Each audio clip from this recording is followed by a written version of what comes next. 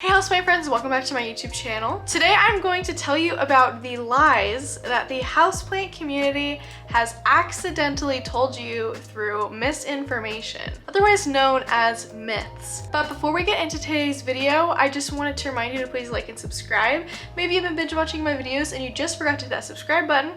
Welcome to the community. And I might have my YouTube membership up. Please check that out. I have merch. I have an Instagram, Play Me Ashley, follow me there. You might have noticed that I've been wearing these glasses. Do you like them? Stay till the end of the video if you want to learn more about my glasses. I'm gonna tell you huge lies that the houseplant community told you that are not true and are in fact lies, myths. Garbage, phony, not real, not true. So stick around if you want to learn. I'm kind of like all over the place right now. I feel like I'm just kind of like, I think it's because my hair's not doing what I want it to today. I pinned some of it back, but I'm not vibing with it. All right, I'm going to go in depth on a few of these, but we're just gonna get into it. Stick around towards the end. I saved more of the juicy towards the end of the video, but yeah. Okay, number one, neem oil is not magic. I feel like this is like one of the more important ones to talk about. Not just juicy, but it is really important. Neem oil is honestly a preventative measure that you wipe your plants down with,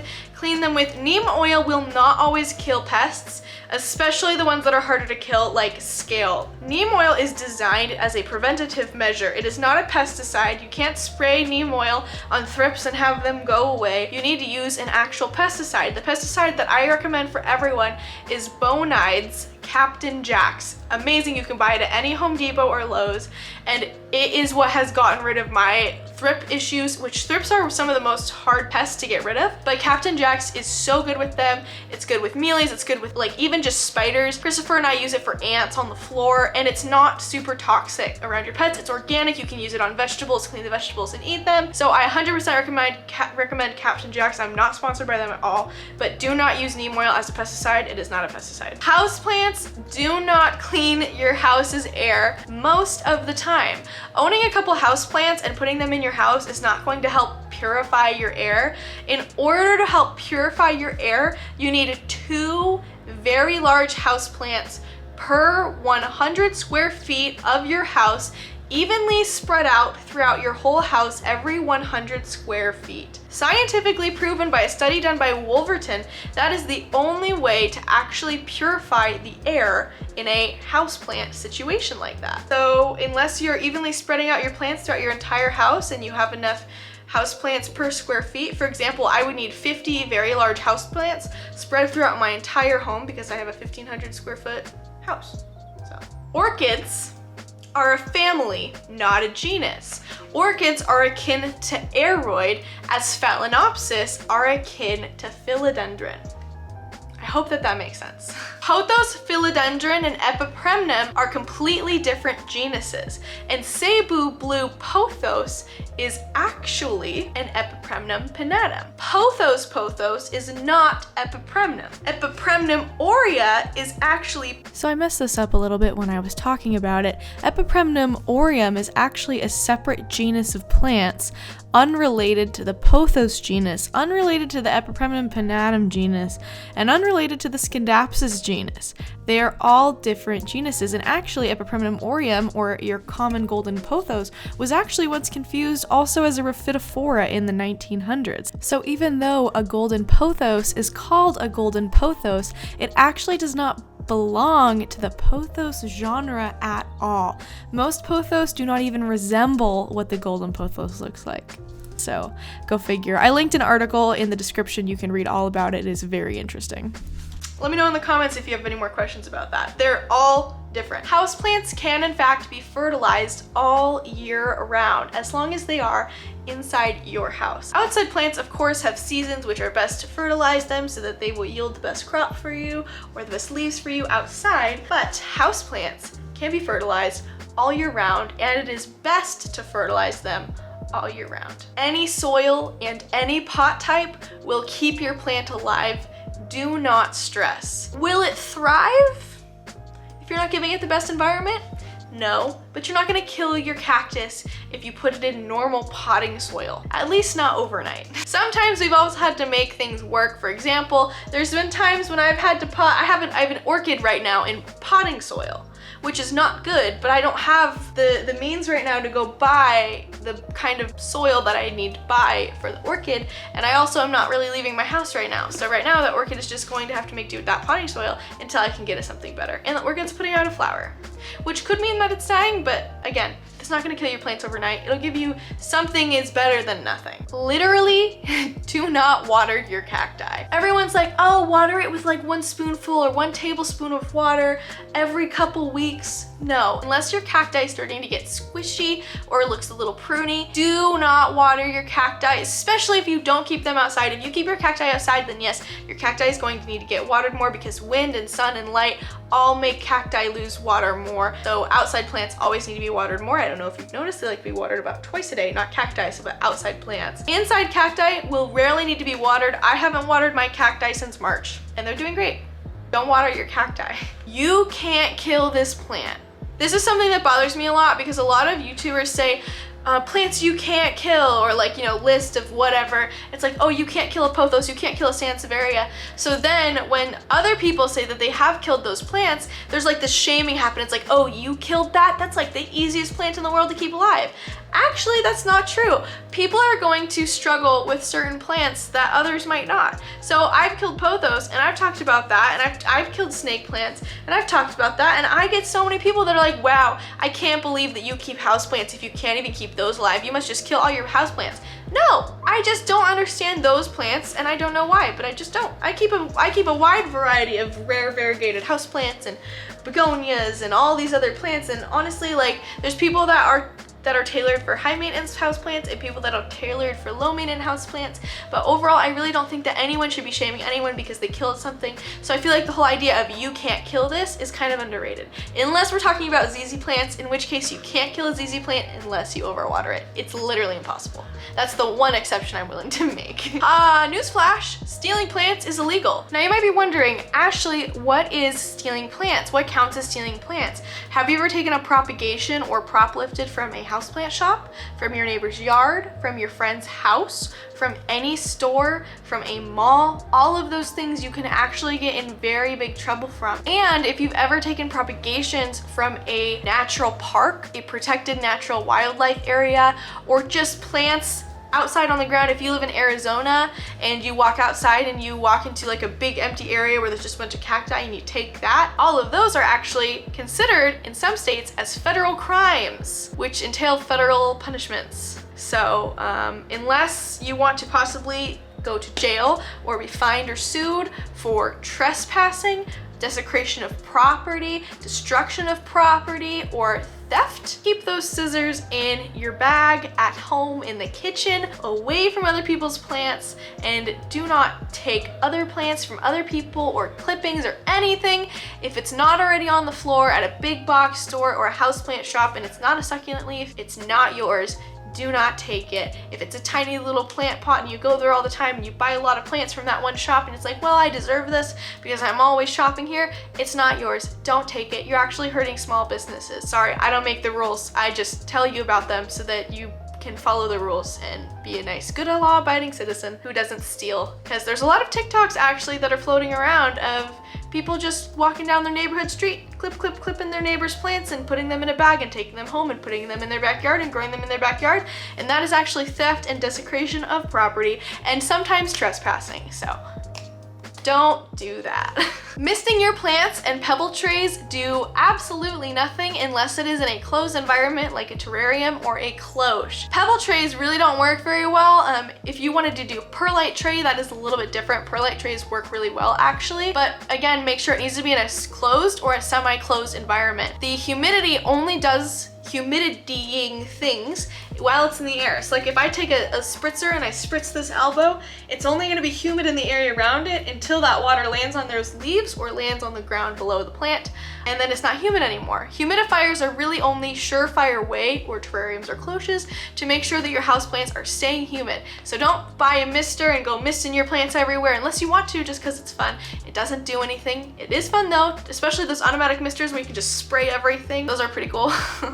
But in order to actually increase the humidity in your home, you really do need a humidifier or a few. I have 5. Some plants are just going to die, especially if you buy them at big box stores. Not all plants are created equally, just like people, and whereas your friend might be super healthy and you have autoimmune issues, that can happen with plants too. Just because you buy a plant somewhere and it's struggling and it's dying and you can't quite pinpoint a cause, it could just be that that plant is just not a healthy plant and its genes aren't very healthy and it's just not gonna do good. And sometimes there's just nothing you can do about it. There's no magic solution.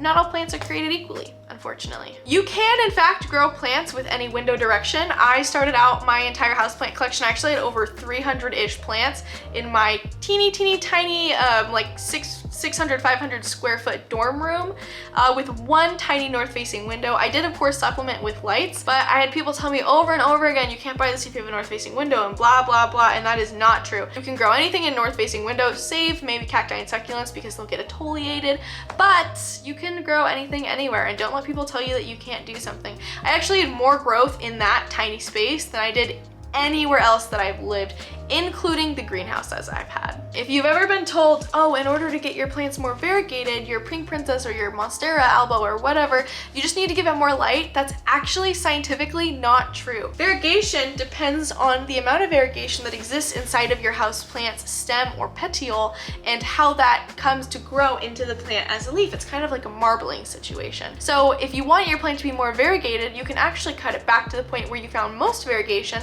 take that top cutting, regrow it somewhere else, hope it stays variegated, and then watch as new variegation comes out of your new plant. Here's a plant that I did that with. This one was not super variegated. I cut it and then I got these two leaves, which are way more variegated. So while adding more light to your plant will not scientifically cause change in your plant's DNA that will just magically cause your plant to produce more variegation, good lighting is key to making sure that your plant grows in a healthy manner that would make sure that your plant keeps growing in a way where it doesn't need to produce more green because it's not getting enough light. Plants that don't get enough light will produce more green leaves, which will decrease variegation, but scientifically, light being in the presence of your plant is not going to change the DNA of the stem that is already formed and make it more variegated. You'd really have to prune it back, but light is important, but it is only important for making sure your plant doesn't throw out more green leaves, but it won't bring back white if it's gone. Listen to me say this. Monstera deliciosa do not need high humidity, and in fact, you can actually kill your albos by giving them too much wet humidity. What I mean by that is that there's different kinds of humidity. There's like soaking wet humidity, where your plants are constantly wet and like wet. And then there's humidity where your plants, it's a big open air environment. There's lots of air blowing and everything, and it's not stale air, and you have humidity, but it's also like a very beautiful environment for your plants to grow in. And in those situations, yes, you can handle 80% humidity or 90% humidity if there's constant air blowing on it and you're getting good light and all the factors are working together. But if you have no air blowing and you have low light and you have very humid air and situation, your variegated houseplants and even some of your non-variegated houseplants could just melt and wither away into nothing because they're holding too much water in their system. So it's always better to do research on the specific plants and what their specific humidity requirements are. My Monstera alba would not stop melting until I brought it down in its wet humidity, and right now I keep it at about, honestly, 45 to 60% humid, and I never go above it because whenever I do, it always just kind of goes blah. So a plant without a node will root, but it will not grow. If you ever see someone trying to sell you a plant that looks like it maybe won't have a root, or it kind of has some roots going on, but there's no node, and they're telling you that it's gonna keep rooting or it's rooted, always make sure that there is actually a node, because plants can root without a stem. However, leaves can root. I could cut off this leaf right here and put that in water and this would root. But it's not gonna grow into anything. Just because you have roots does not mean that something will grow, and that is something that a lot of people actually don't know. Houseplants don't need to be watered daily. That's the myth. Houseplants don't need to be watered daily. Stop watering your plants every day. You psychopath, you're gonna kill them. Stop it, knock it off. Not all sport variegation is mosaic virus. Someone started saying this, that variegation is actually just a mosaic virus and blah, blah, blah, blah, blah. And that is not true. In order to know if a plant has mosaic virus, you cannot just look at a plant. You have to actually get it tested, and there are at-home mosaic virus kits that you can do, which you can look them up on your own, or you can cut a sample of your leaf and stem and send it away to a lab and they will test it for you. But I'm so sick of people finding sport variegated monsteras at Lowe's and Home Depot and other people telling them not to buy it because it's mosaic virus, because it actually is a sport variegated monstera. That's not mosaic virus, that's a sport variegated monstera, and you left it there because you listened to a loony on the internet who thinks that they know what mosaic virus looks like, but it doesn't always look like something. You have to test for those things. It's a virus. Just like how you have to get tested for the flu or any other sickness yourself, you have to actually go get the plant tested, because your flu-like symptoms could actually just be the common cold and not influenza. This monstera, not this one, this is an elbow, but monsteras that are sport variegated and other plants that are sport variegated might actually just be sport variegated, and they might really not have the mosaic virus, and most of the time they don't, because mosaic virus looks different than sport variegation. I just needed to get that off my chest because that really bothers me, okay? It's not always mosaic virus. And by the way, it is sometimes obliqua. I just feel like a huge thing that everyone says is it's not obliqua, and that is not true, okay? Obliqua are much more common now today than they were even just 5 years ago because of all this growing and breeding and productivity. And no, you're not gonna find obliqua at any local common store that you can be around. They're not at your Lowe's, your Home Depot, even your common plant stores. You have to source obliqua very, very safely because they are so poached in the wild. It's terrible. You have to source them from specific growers and sellers. Bottom line of the situation here, let me fix this just a little. Bottom line of the situation here is that it actually is most of the time now, sometimes obliqua. It's never obliqua. If you're walking in to your grocery store or your local plant shop or even a local rare plant shop and maybe they don't know, and there's a lot of different forms of Adansonii that can really resemble obliqua. It is actually pretty darn easy now this year to find obliqua, so it is sometimes obliqua, and I'm really sick of everyone being like I'll get comments, well I won't because I never talk about obliqua because it's really not my cup of tea, but I have friends who will talk about their obliqua and everyone in the comment section is like, actually did you know that you don't have an obliqua because it's never obliqua? And that's just not true. And of course with any houseplant you have to wait for things to flower before you can prove anything. You can't just look at some plants. For example, half of you guys have known that this is a Monstera Borsigiana and not a Deliciosa. This is actually a completely different species, or maybe it's a subspecies of Deliciosa. I'm not quite sure because there's not a lot known about Monstera. A lot of people are doing research on that, which is really cool as of late. But Borsigiana is not Deliciosa. They are different. These are a smaller species and they grow a lot faster. Their internodal spacing is larger, but did half of you know what a Borsigiana was? Did you think Borsigiana meant that it was white and variegated? Borsigiana is actually a type of Monstera and it's different than Deliciosa. So yeah, you can't confirm or deny anything until something flowers. And most of the time people can't get stuff to flower. But before we wrap up today's video, I want to tell you about our sponsor, ZINFF. We actually have a sponsor for today's videos. You might notice, oh my gosh, she's not wearing glasses. Or maybe you don't notice because sometimes I just choose not to wear them. Well, these are my glasses and I like them a lot. They're a little bit dirty. These are Calvin Klein glasses and I like them a lot, and I actually used to have a different pair, but I stepped on them and broke them and they didn't have that colorway anymore. So I experimented with tortoiseshell and here we are. There they are, they're cute, but I was sponsored by ZINFF. Ooh. And they sent me 2 free pairs of prescription glasses for free. And in the description, you'll be able to see the discount code. It is an incredible discount code. If you are wanting new glasses or need new glasses for Christmas, use the code. I don't get any kickback from it. It's literally just for you. But you guys, I'm pretty sure it's something like, it's 50% off frames if you use code Ashley and 20% off lenses also with code Ashley. That is insane. And the glasses are already pretty inexpensive. So if I were you, I would do it. Here is the brand. You can see all the links in the description. But real fast, I just want to show you the glasses that I got and the glasses that I'm going to be wearing now instead of my glasses that I paid a lot of money for. So here's the first pair. Oh, those look so cute. They're so big. I love them. That's why I got these ones, because these ones were the only ones that looked even on my face, even though they're kind of like, they're much smaller lens. But these ones, oh my gosh.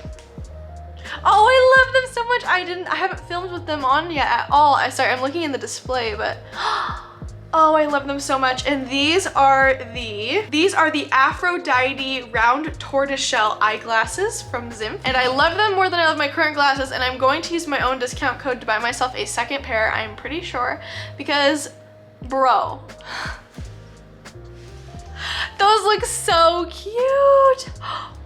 Needs help studying in the library. That's how I feel right now. And then I got the second pair. They come in these little nice boxes, which is so nice. And this is the Hera tortoiseshell sunglass or eyeglass. Very similar. I will show you the difference. And I wanted to make sure that I got them all in tortoiseshell because I know that I like how that looks on me. And I didn't want to get like prescription glasses that I'm not going to use, right? So here's my original one. Here's the ones that I really like in the middle, and then here's Hera. So this is Aphrodite and this is Hera. You can already see this one's more of a cat eye shape. It also has metal arms like mine current glasses do, and it has these, I don't know, the loose ones. The ones that aren't, I don't know, I prefer these always. Yeah, I prefer these flat nose pieces to these nose pieces because these get caught on everything.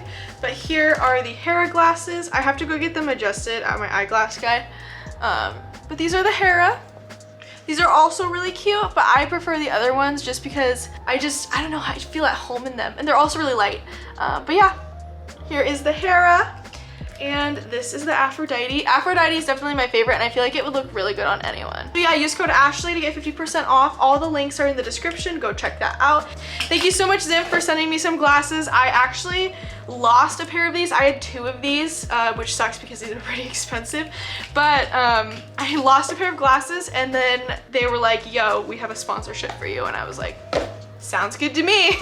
It's not even a paid sponsorship, you guys, but I don't get paid from this in any way. I'm literally just trying out their product. They didn't give me any information. They were like, we just want it to be an honest review, and I love these. And they're my exact prescription. I gave them my prescription and I gave them all my information, and they just made me glasses, and now I can see, and it's amazing. So check out ZINFF. They're really awesome. Love them. That is pretty much the end of my rant. Thank you so much for watching this video. Please make sure to like, subscribe, and tweet me at PlantMeAshley. Follow me on Instagram at PlantMeAshley, and I'll see you in the next houseplant section. Leave me any questions, comments, or concerns. My battery's about to die. I'm fighting against the time. That is why I've been talking so fast. And let me know some misconceptions you think people don't understand, or lies that people were told about the houseplant world that actually aren't true. Some myths, maybe. Give me some myths, give me some truths. I'd love to see that in the comment section. And thank you so much to ZINFF for sponsoring this video, and I'll see you guys in the next houseplant section. Bye! Bye!